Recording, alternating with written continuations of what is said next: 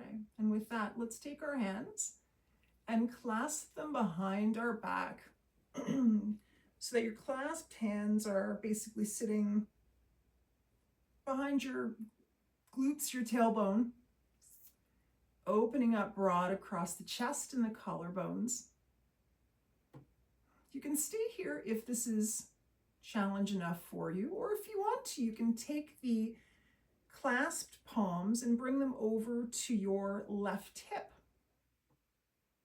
So you get a bit of a stretch in your right shoulder. And then from here, if you'd like, you can tip left ear to left shoulder. Breathing through the stretch in your right shoulder and right side of the neck. Trying to relax your legs down.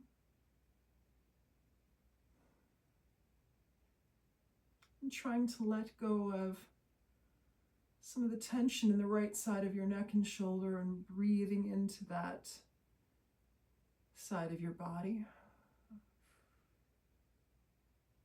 And then straightening arms behind you. Actively elongating your arms, opening up the chest. Let's then bring the clasped hands to the right hip. And from here, if you want, you can tip the right ear to right shoulder. Feeling a nice lengthening in the left side of the neck this time. And breathing through any sensation you have in the side of your neck. Trying to relax the legs. And then arms straight behind you and head straight in a neutral position. Let's unclasp the hands from behind our back and clasp them now behind our head.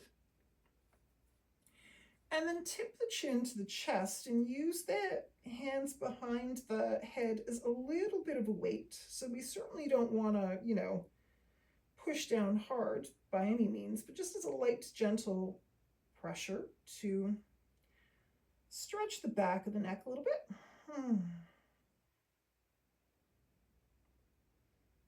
Releasing some of the tension that lies there.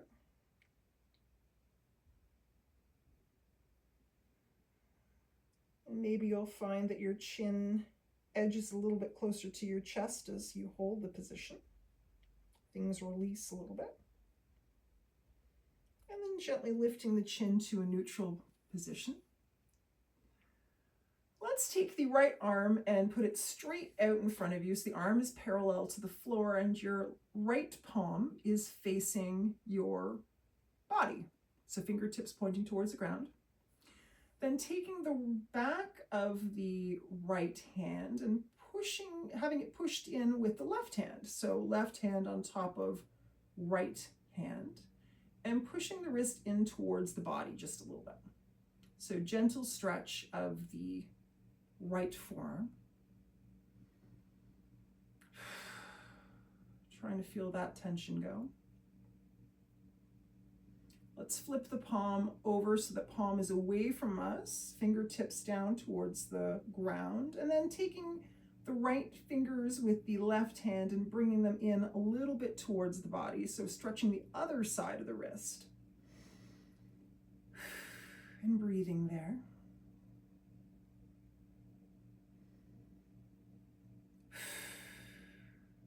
And release. Other side, let's take the left arm, stick it straight out in front of us, arm parallel to the floor, fingertips down, palm facing towards us. Bringing the right hand, right palm, and gently pressing it against the left hand, bringing that left palm towards our body. Stretching the left top of the wrist and forearm. Releasing some of the tension that we keep there. It's funny where you find tension when you're looking. I find that when I get a massage, I go in feeling pretty good and then I'm surprised. Let's flip the palm over, fingertips facing down and palm facing away from us. And then taking the fingers with the right hand and bringing the fingers towards us a little bit. Stretching the other side of the wrist.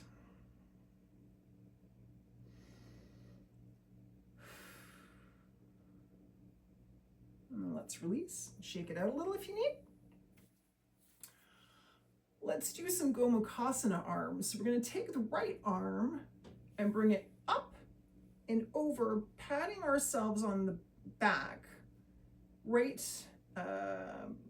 below your neck, right sort of in between the upper part of your shoulder blades. And then we'll take the left arm and bring it behind us and bending at the elbow to bring fingertips of the hands sort of meeting at the center of the body, of our back body. So you might come close, right? They may be coming towards one another, and that's sort of the spirit of what we want to accomplish. And that opens up the chest. It gives you a little bit of a back bend. It gives you a stretch in the shoulders, or you may be able to clasp the fingertips together. And if you do, that's great too. Right elbow towards the sky and breathe.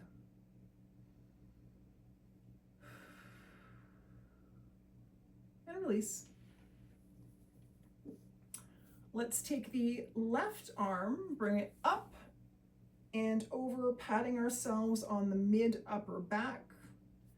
And then the right arm, wrap it around us, bending at the elbow, aspiring to bring right and left fingertips together.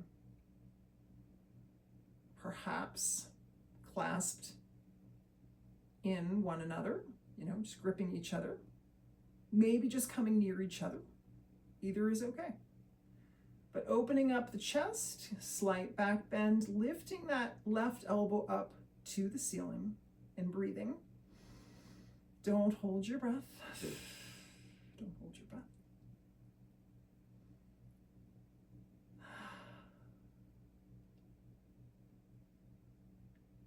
And then release. Let's go now into tabletop. And this would be a great place if we're concerned about our knees to put either a cushion or a folded up blanket underneath our knees. Alignment is also helpful too, so knees under hips and wrists under shoulders. And let's do a lateral spinal stretch. So we're going to bring our right shoulder and right hip towards one another, making a C shape with our body.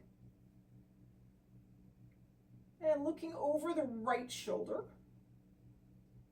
Then passing through center and bringing left hip and left shoulder together, C shape other side. And passing through center. Maybe on the exhale as you pass through center. Inhale, right shoulder, right hip, C shape.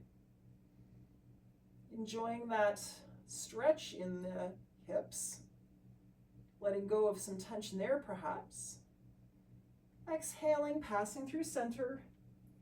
And left hip and left shoulder together, looking over the left shoulder. And then one more time. C-shape right, looking over the right shoulder. That helps keep us lifted and stable.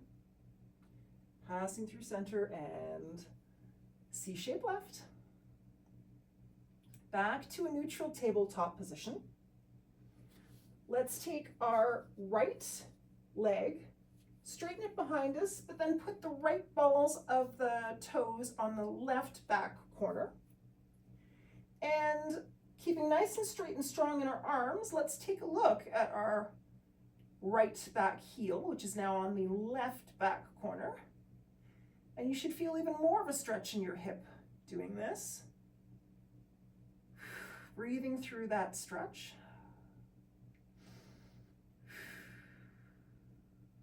And coming back to tabletop.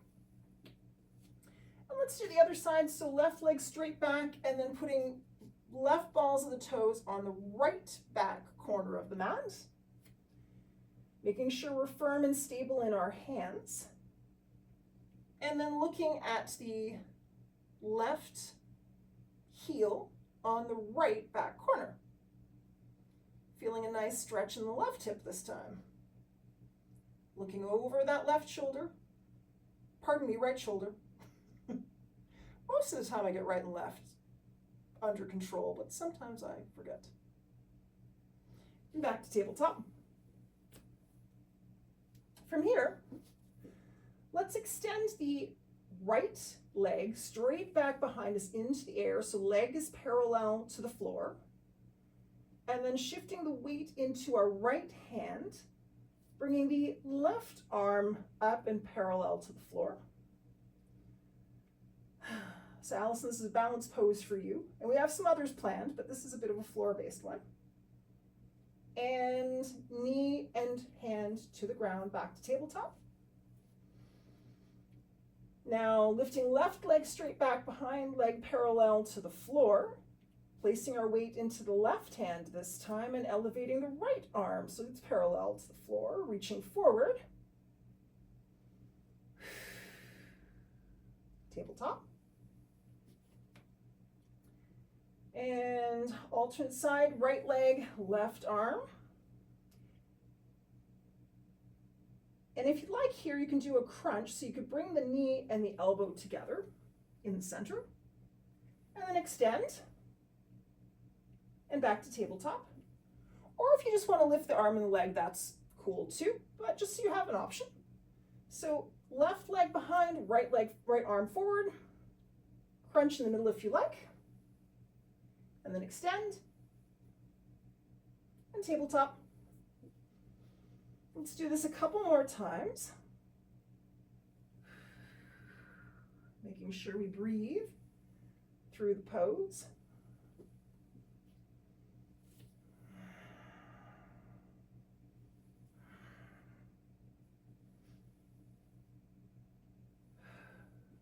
And on the next extension, you can either crunch it in, or if you want, you can reach your arm, your extended arm back and grab your back foot. And that's a bit of a balance pose. And if you kick into your back foot, you get a little bit of a thigh engagement too. But that's an option. And then release and extend, and back to tabletop. And alternate side, you can bend that back knee and reach behind and grab your back foot with the extended arm. Breathing. And then release. And back to tabletop. From here, let's do Mandukasana. So I'm going towards the back of the mat, so I have room to stretch out in front. And I'm going to bring my knees mat width apart and have the shins parallel to the sides of the mat. I'm going to keep my hips in line with my knees as best I can. And then I'm going to walk my hands forward. And you can do a couple of things here. I mean, you can keep your arms straight and strong. Your biceps by your ears, or your head between your biceps. Or if you want, you can relax down and have a more passive take on Mandukasana. Either is good, just kind of depends on what you're after today. In the spirit of letting go, I'm going to relax down.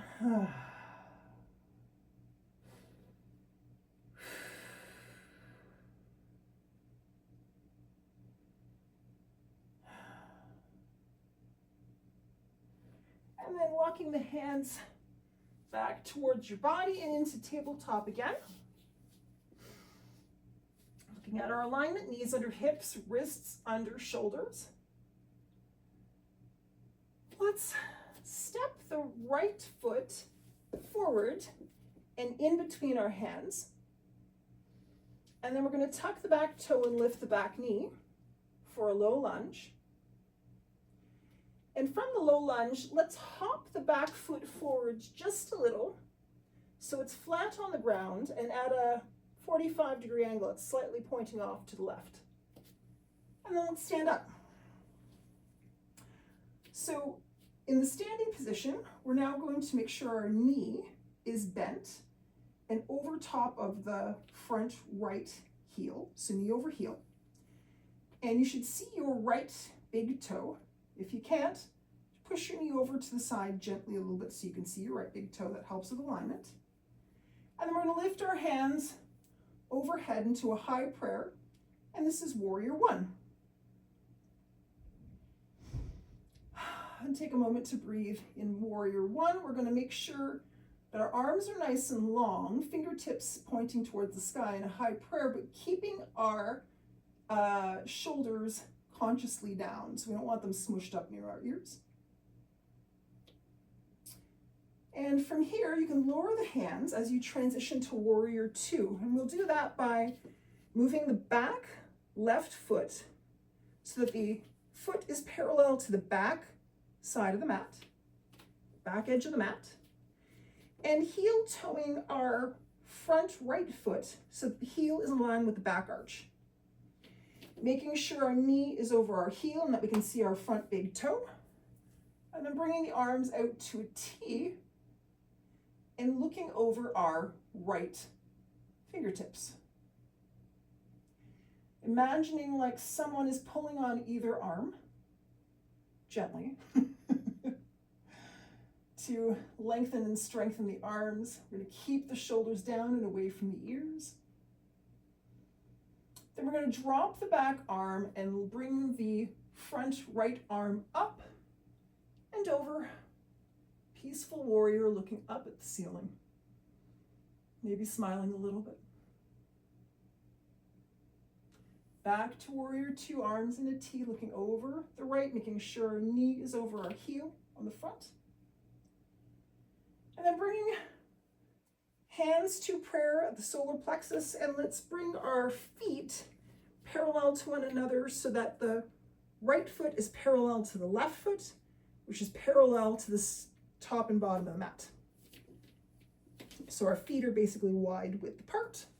Bring the arms up and overhead to a high prayer, which is known as star pose. Shoulders away from the ears, but the arms straight and strong as you can. Engage the abs. Roll the pelvis slightly forward. We don't want to be sticking our butt out. We want to roll it forward a bit. And then bringing hands to heart center. Let's step the feet together so that they're hip width apart. Allison, this is for you. We're going to do tree pose. For tree pose, you may want to do a couple of things. You may want to go near the wall and start by having your hand gently on the wall for balance. It's a totally good thing to do. You can, if you'd like to, step off your mat, because sometimes being directly on the floor versus on the mat is good for balance. It's up to you. And we're going to place the weight into the left leg and left foot, making sure that our feet, the four corners of our feet, so the balls of the feet and the heel, are in solid contact with the mat. And then we should be able to lift our toes, spread them, and then place them back down as a nice stable base. We'll take the right foot, place the balls or the toes on the mat, and then place the heel on our left leg. And from here, if you want to slowly rise your foot up your leg, avoiding your knee. We don't want our foot on our knee because we don't like stress on the joint. And then focus on the contact point between your foot and your left leg. And if you'd like, you can challenge yourself by taking your hand off the wall and having your hands at heart center in prayer position. Or you can lift your arms up into full tree pose. And it helps to look at a stable point either on the floor or directly in front of you that's not going to move.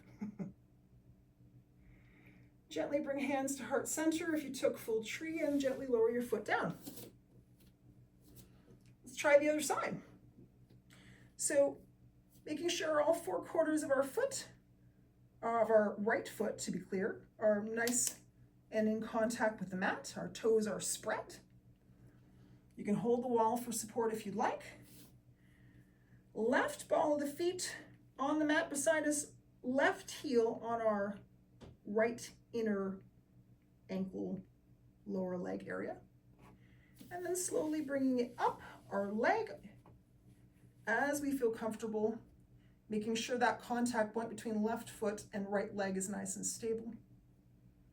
Releasing the wall if you feel confident doing that. Breathing. Extending up through the crown of the head. That helps with balance too. And watching that focal point. And bringing the hands to heart center and bringing the leg down. Stepping back to star, so feet fairly wide apart, arms in a high prayer position. And then pivoting the front toes to the front of the mat, let's bring it down to low lunge and back to tabletop.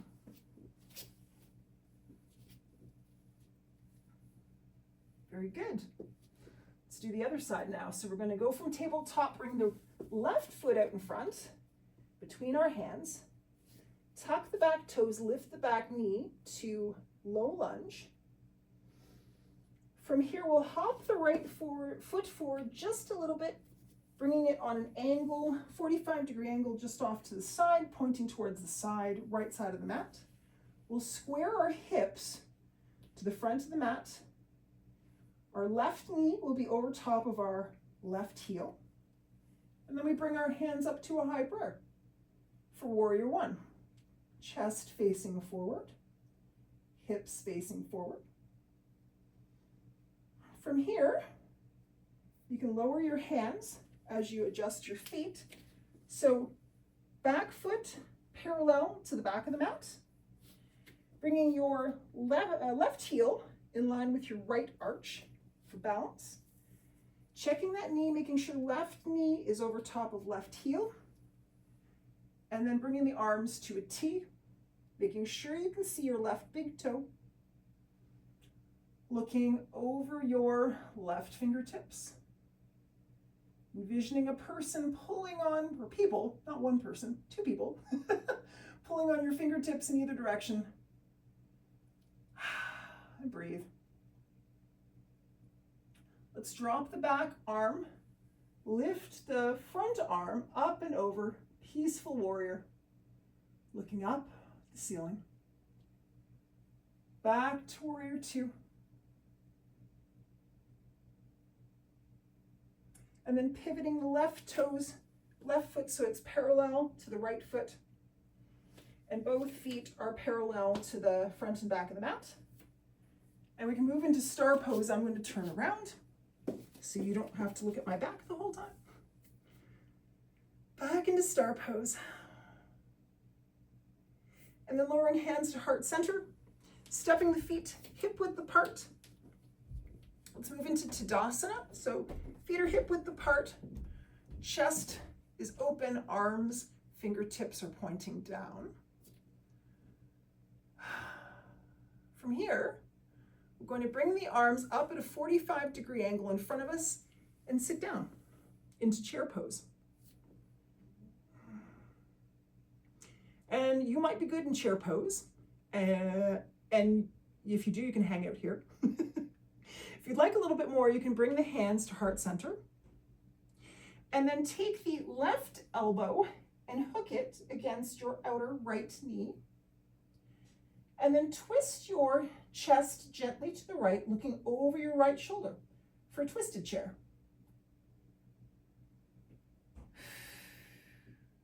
Making sure your knees remain hip width apart. Coming back to center. And then other side, right elbow on left outer knee, looking over the left shoulder. And we're using the knee as a bit of leverage. Come back to center. Release the hands, bring them up to a 45-degree angle, and then coming to stand. You may want to shake out the legs a little bit. Let's step out into star pose again. I'm going to go back to having my back to you just for a moment though, to make sure I give you the correct positioning. Hands in high prayer. Then let's pivot the left foot to the top of the mat, toes to the top of the mat, coming back to a low lunge, and then back to tabletop.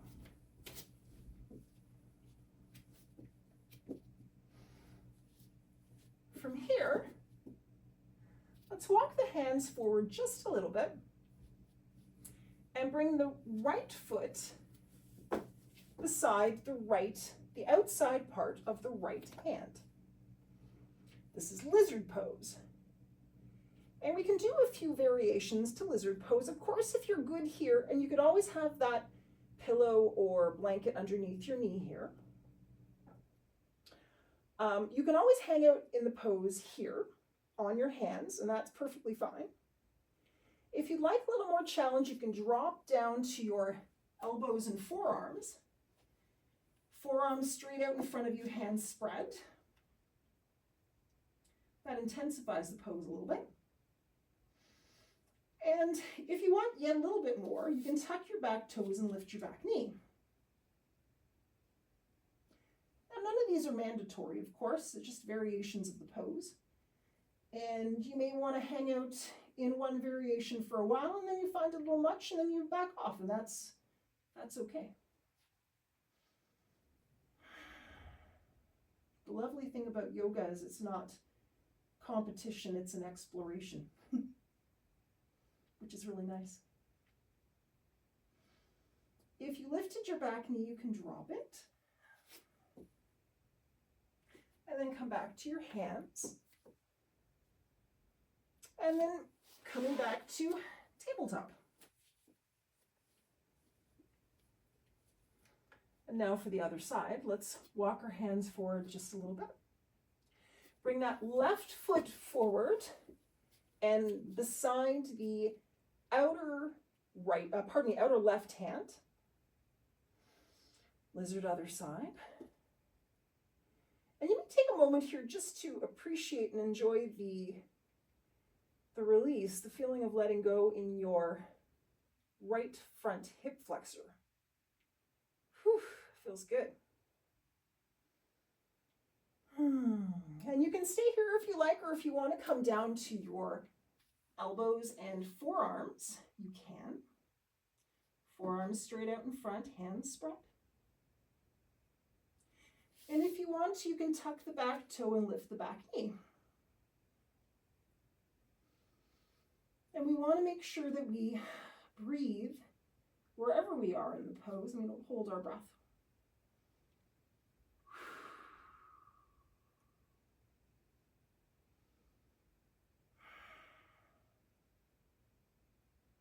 If you lifted the knee, let's bring it back down to the mat gently.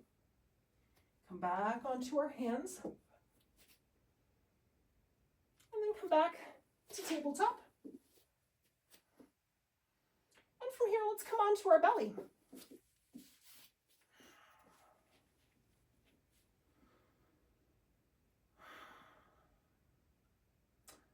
And lifting up just a little bit, let's bring our elbows underneath our shoulders, our forearms straight out in front of us, our palms spread, fingers spread, and lifting up through the chest, almost as though, if you can imagine someone sort of grabbing you under the underarms and kind of lifting you up, not aggressively, of course, but just sort of that upward lifting motion. And that helps lengthen your lower back. And then keeping your gaze in between your hands. So we don't want to be looking up or looking down too much. We just want to be looking in between our hands. And this is Sphinx pose. And it's a deceptively active pose as we're lifting up and sort of opening, broadening up across our collarbones at the same time. keeping our face relaxed.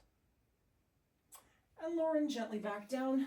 If you want, you can use your hands as a pillow for the moment, just to kind of rest.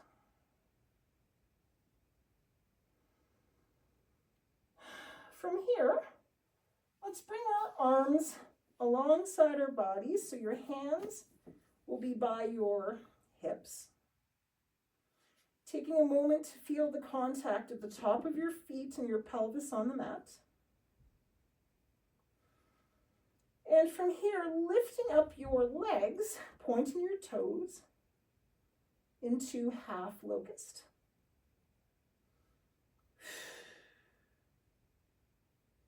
And lowering gently back down. And second time, inhale.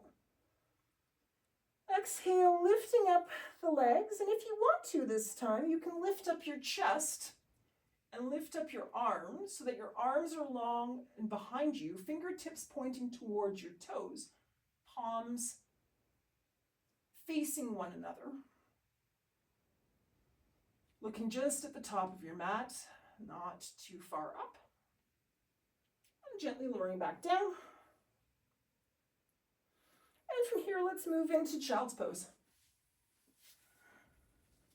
So knees mat width apart, toes together, sitting back on the heels and extending the arms long and straight in front of us. Fingertips towards the front of the mat. Or if you like, you can always bring the arms behind you and kind of hug your legs if you like. Either way is fine. Whatever feels nice to you is what you should do.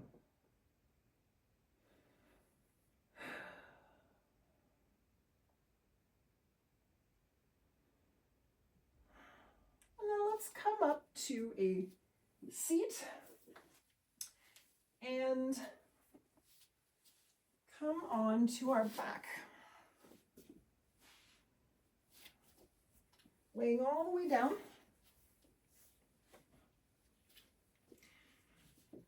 Let's bring our hands up above our head, palms facing one another, extending our legs, extending our arms in opposite direction for morning stretch. Reaching in opposite directions, reach. And relax, keeping your arms above your head. From here, let's take our legs to the right, both of our legs to the right. Let's bring our upper back, our torso to the right, and grab our our left forearm with our right hand. So left forearm with right hand. So we're making a C or banana shape with our body. We're keeping our hips and our back in contact with the mat. And if you want, you can cross your left ankle over right. And enjoy that nice left side body stretch. Sometimes I feel a little pop in my hip, which I weirdly enjoy. It's nice and relaxed. Let's come back to center. And banana shape to the other side. So grabbing the right forearm with the left hand, bringing arms and upper body to the left, and then bringing legs to the left. Banana shape left. If you want, you can cross the right ankle over left in this pose. You don't have to if it's too intense, it's up to you. Keeping the back and shoulders in contact with the mat and our hips, both of them in contact with the mat. And breathe, and if you can, eke the arms and legs a little farther to the left, that's great. And if you're happy where you are, that's great too.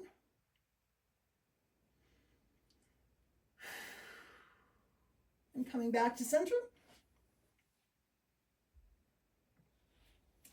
Let's now lower our arms and bring our right knee into our chest. So hugging our right knee leg into our chest. And then let's extend the right leg to the sky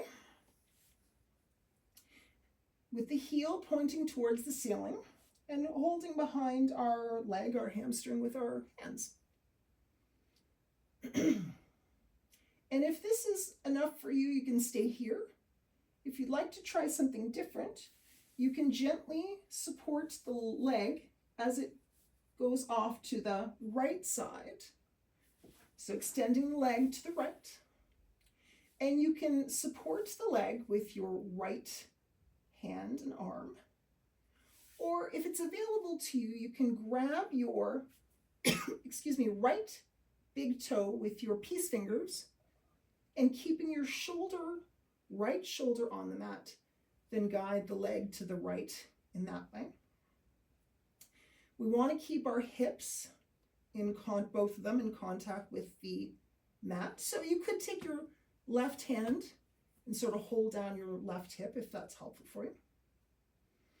And enjoy the stretch in your inner right thigh and leg. And if you did this and you want to do something different, you can then take the leg back to center and then keep moving over to the left, crossing it over to the left.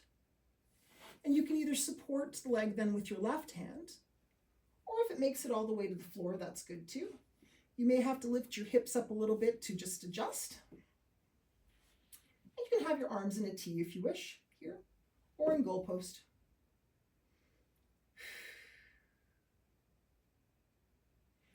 And then taking the leg with your left hand, guiding it up, straight to the ceiling and back to the floor. Extended straight out in front. Other side now. Let's take the left leg and hug it in towards our chest. Let's grab behind the back of the left leg and extend the leg to the ceiling. So the heel is reaching towards the ceiling. We're feeling a nice extension in the back of our legs. You can take the left leg with your left hand and guide it to the left, keeping the shoulders in the back flat on the mat. Or if you're able to reach the big toe with the peace fingers and guide it over to the left that way, that's totally an option. Keeping the right hip glued down to the mat with your right hand if that's helpful. Relax and breathe here. Then you can guide the leg back up to a straight towards the ceiling position. And if you want, you adjust your hips and bring the leg over to the right. And you can either support the leg with your right hand, or you can lower it to the ground if that's accessible. And bring the arms to a T or to goalposts. And breathe and relax here. Try to let go of any tension.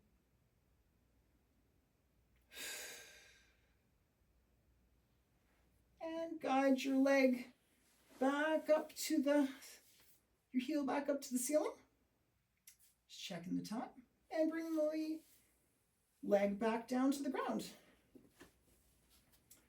Now, in the spirit of letting go, I wanted to save a nice, relaxing, restful pose for the end, before Savasana. And that's legs up against the wall. So if it's practical for you to have a clear spot on the wall, we'll get there in a second. If for whatever reason, there's not a clear, you got chairs and tables and it's hard to get near the wall, you can do this without a wall. So I'm going to walk you through that first, just in case. So from a laying down position, you'd put your hands underneath your glutes with your palms facing downward. This helps to protect your back.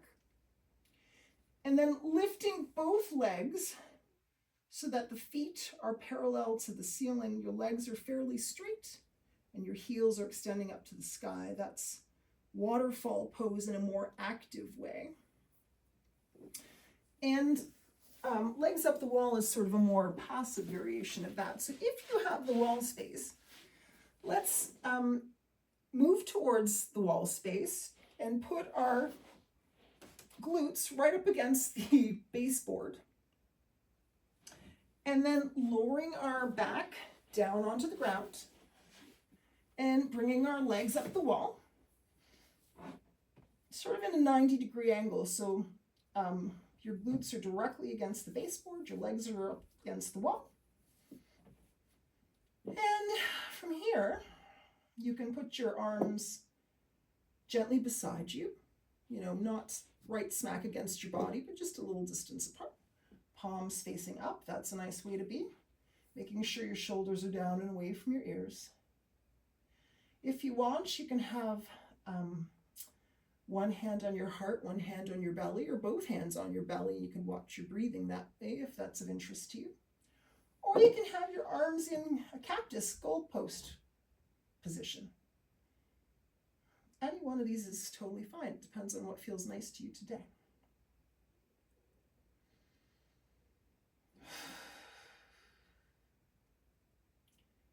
And this, in the spirit of letting go, legs up the wall is a great relaxing, releasing pose, really nice before bed. And depending on the setup of your bed and your headboard, you could always, do it that way or do it on the floor of your bedroom right before bed.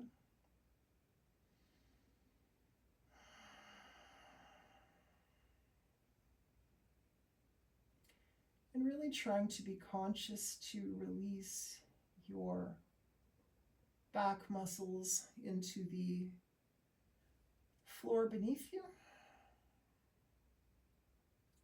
Relax your legs, relax your feet.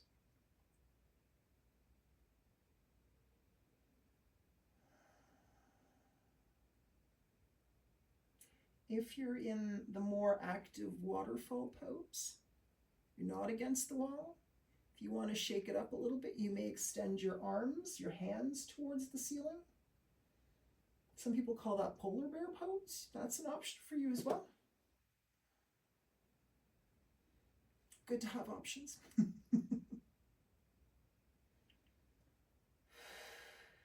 Just relax and breathe.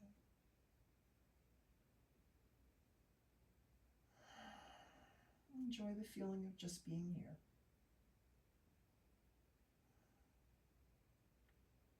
It's one of the wonderful gifts of yoga is it's hard to think about too much else when you're in a yoga pose, which is really, really nice.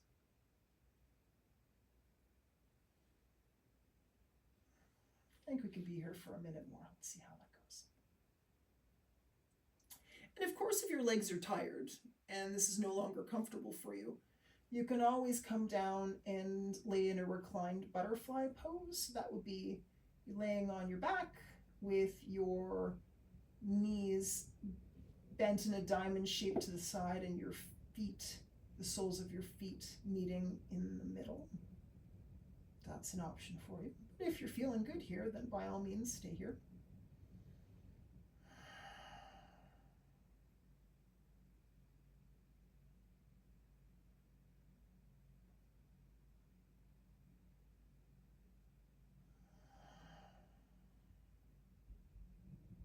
And maybe take a moment and be mindful of any sensations that you feel in your legs or your body here.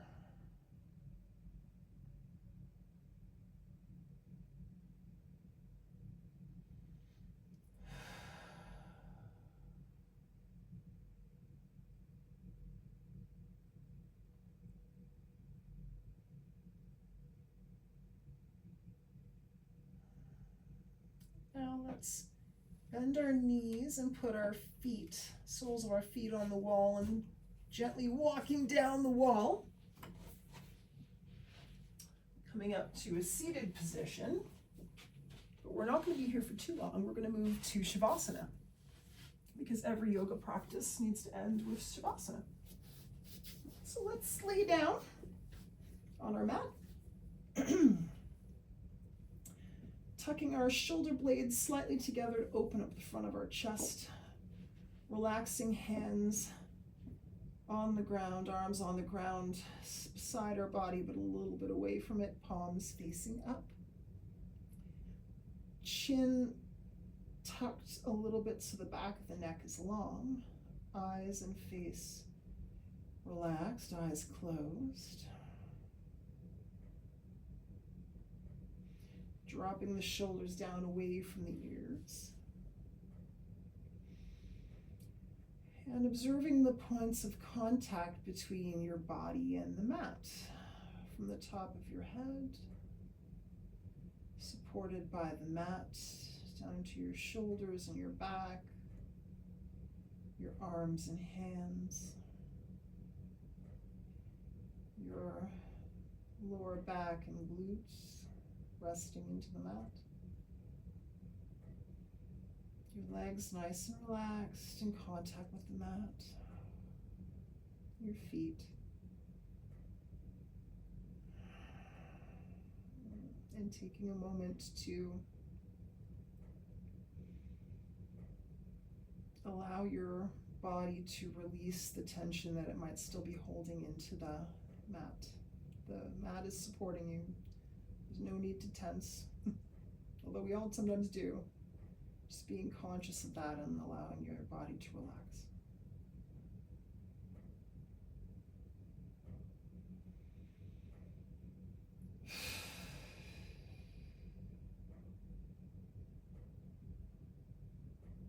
Gently wiggling your fingers and toes.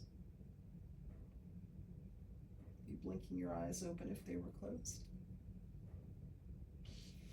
Bending your knees, placing your feet on the mat.